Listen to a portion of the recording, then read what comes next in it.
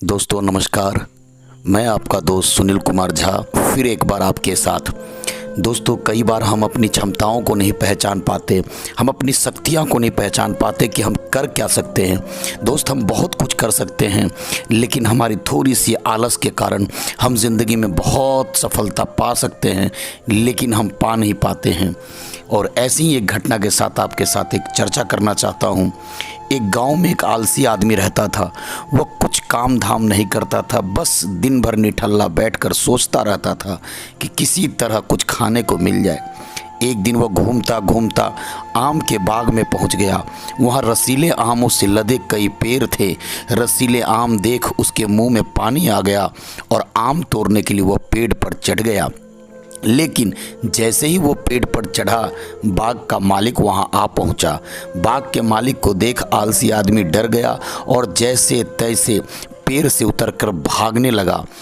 भागते भागते वह गांव के बाहर स्थित जंगल में जा पहुंचा। वह बुरी तरह से थक गया था, इसलिए एक पेड़ के नीचे बैठकर सुस्ताने लगा। तभी उसकी नज़र एक लोमड़ी पर पड़ी। उस लोमड़ी की एक टांग टूटी हुई थी और वह लंगड़ा कर चल रही थी।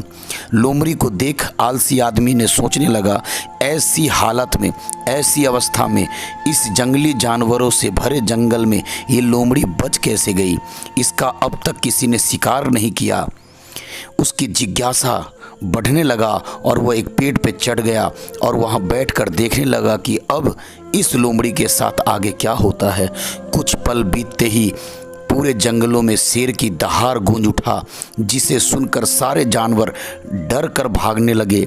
लेकिन लोमड़ी अपनी टूटी टांग के कारण भाग न सका और वह वहीं खड़ी रही। शेर लोमड़ी के पास आने लगा। आलसी आदमी ने सोचा कि अब शेर लोमड़ी को मारकर खा जाएगा, लेकिन आगे जो हुआ कुछ अजीब था। शेर लोमड़ी के पास पहुंचकर खड़ा हो गया और उसके मुंह में मांस का एक टुकड़ा था, जिससे उसने लोमड़ी के सामने गिरा दिया। लोमड़ी उस टुकड़े को प्रेम से खाने लगा। थोड़ी देर बाद शेर वहां से चला गया।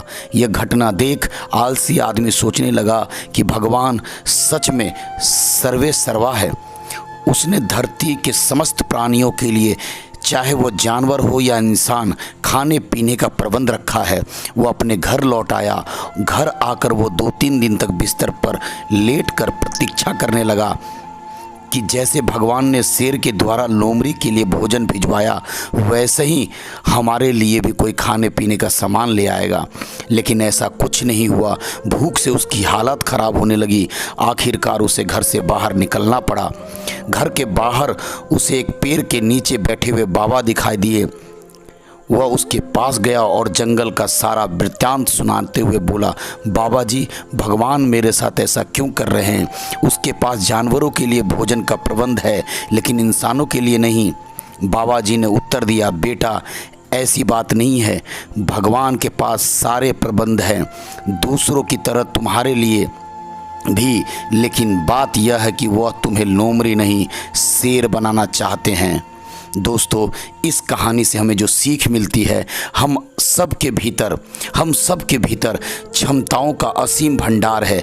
बस अपनी अज्ञानतावश हम अपने पहचान नहीं पाते हैं और स्वयं को कमतर समझकर दूसरों की सहायता की प्रतीक्षा करते हैं। स्वयं की क्षमता पहचानिए और दूसरों की सहायता की प्रतीक्षा मत कीजिए। इतने सक्षम बनिए कि आप दूसरों को सहायता कर सके। तो मैं दोस्तों आपसे कहना चाहता हूँ कि आप सच में कर सकते हैं। आप महान हैं, आप बड़ा कार्य करने के लिए पैदा हुए हैं और आप डट जाइए, जुट जाइए और आप ज़िंदगी में आगे बढ़िए। तब तक के लिए दोस्त, आपका दोस्त विदा लेता है। नमस्कार।